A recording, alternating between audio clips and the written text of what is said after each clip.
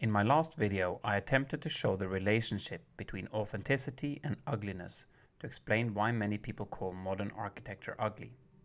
The video sparked a lively debate in the comments, and so I wanted to clarify a few points and discuss the role of AI in this conversation and its potential impact on the profession.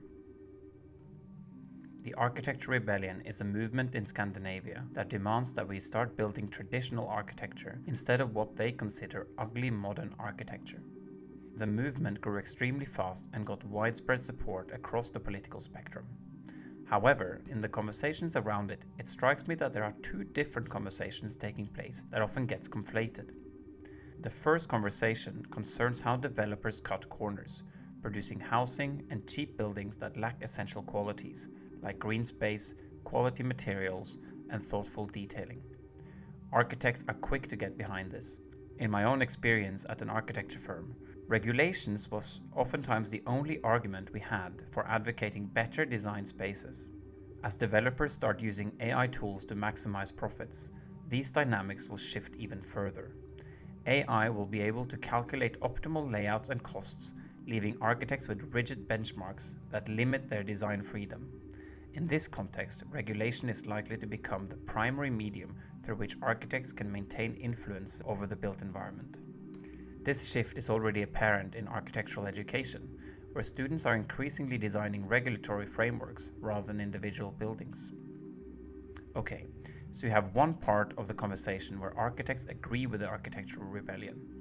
The second part is more complex, however, because it's about the gap between the taste of the architect and those of the general public. This conversation centers around capital A architecture. Big projects, big budgets, big headlines, and architects with big egos.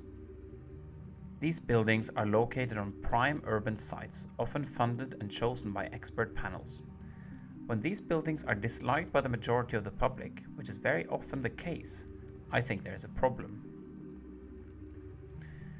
The video was made with AI tools, the same that the Architectural Rebellion have been using in their content lately.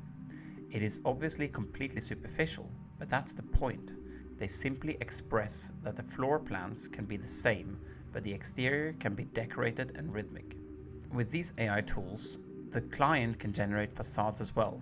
Tools such as Visoid from a Norwegian startup allows users to very easily visualize their designs. And as the customers start using these tools to communicate with architects, the non-expert aesthetical opinion will be empowered. The architects like to focus on the first conversation.